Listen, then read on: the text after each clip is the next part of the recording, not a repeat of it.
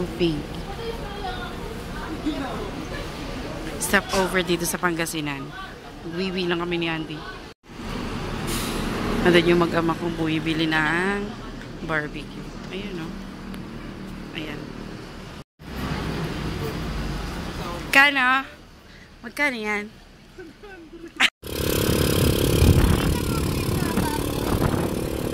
Oh, ay hindi.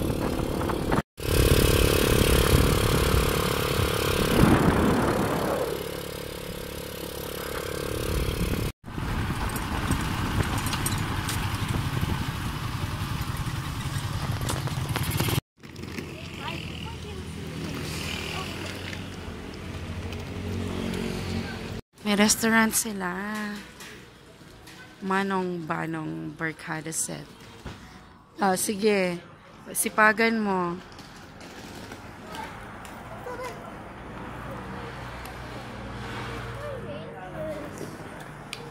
May swimming pool ba sila dito? Wala po.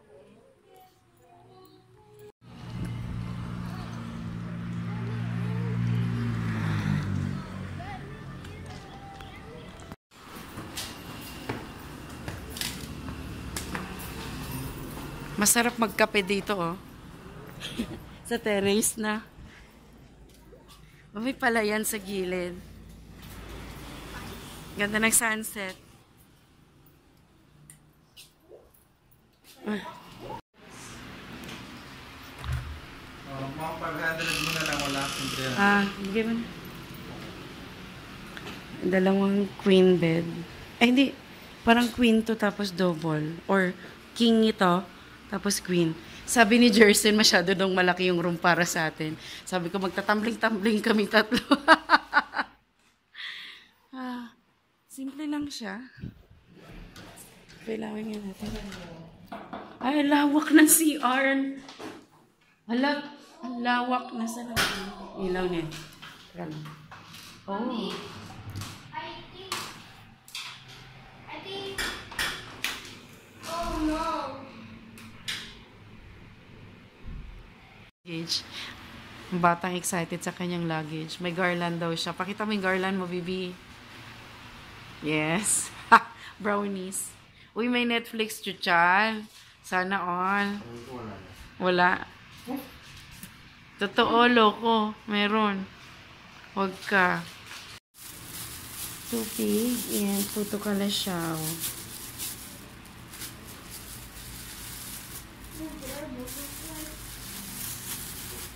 Tadan! Sarap. Yung room dito parang Baguio. Parang Tagaytay. Watch it. Click it. Kasi, pag madaling araw, it gets so cold na may option na mag-electric fan ka na lang. Medyo mataas yung part na to. Santo Tomas. La Union. Nung umakyat siya si Daddy, yung ano niya, nag-vacuum yung tenga niya. So, I guess that's the reason why may electric fan. Malalaman namin yung pag gininaw na kami mamayang gabi. Madaling araw. Napaka-spacious ng ano na to.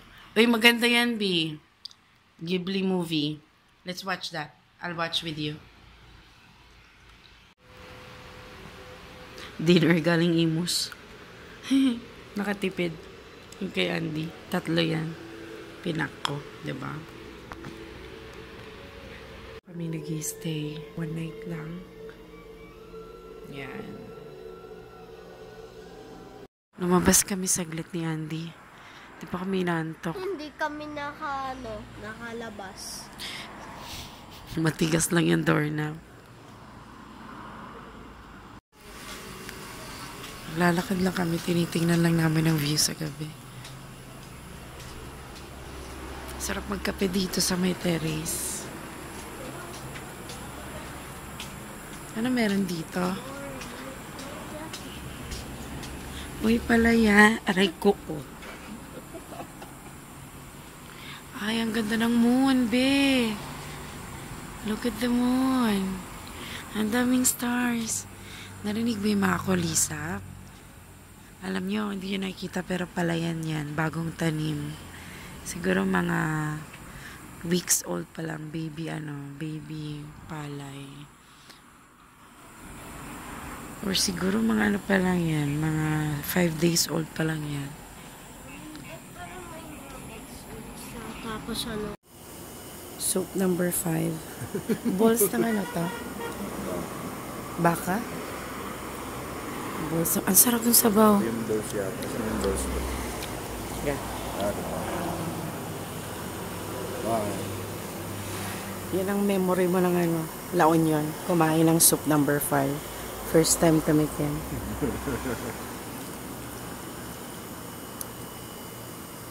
It's 5 a.m. in the morning dito sa Agoo, La Union.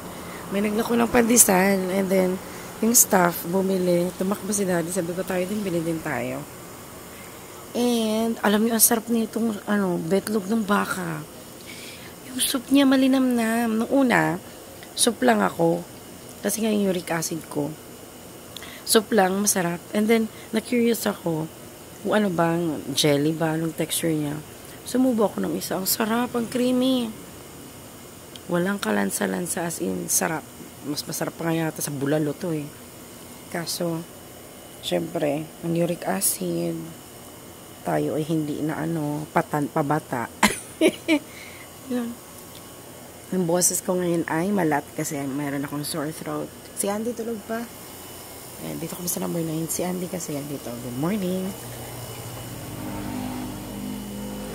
Madilim. Hindi niyo makita si Andy. Naka-off ang aircon. Babara yung ilong niya. Malamig dito. Daddy, pandesal. Agit na. Nasa second floor kami. Dito na yung pandesal si Daddy. Pinhingi ko ng inutusan humingi ng mug. Para magkape kami. Meron akong 3-in-1 coffee. And then may hot and cold dispenser sila doon. It's really from the restaurant, pero lahat ng mga guests dito, they offer na rin, complimentary water. Parang they allow na rin na umigib-igib doon. Syempre. May mug na pala doon. Ay, kausap ni Daddy yung staff. Kung natin ang pandesal ng La Union, charot, baka ibang lasa. Pag ito na lang, second floor hanggang third floor ito eh. And then, tikman natin. Good morning.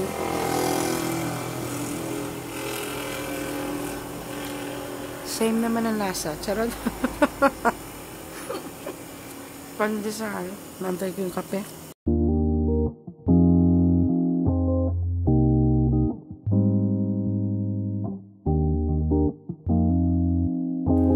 Thank you for watching. I'll see you in the next vlog. Lilipat kami ng hotel.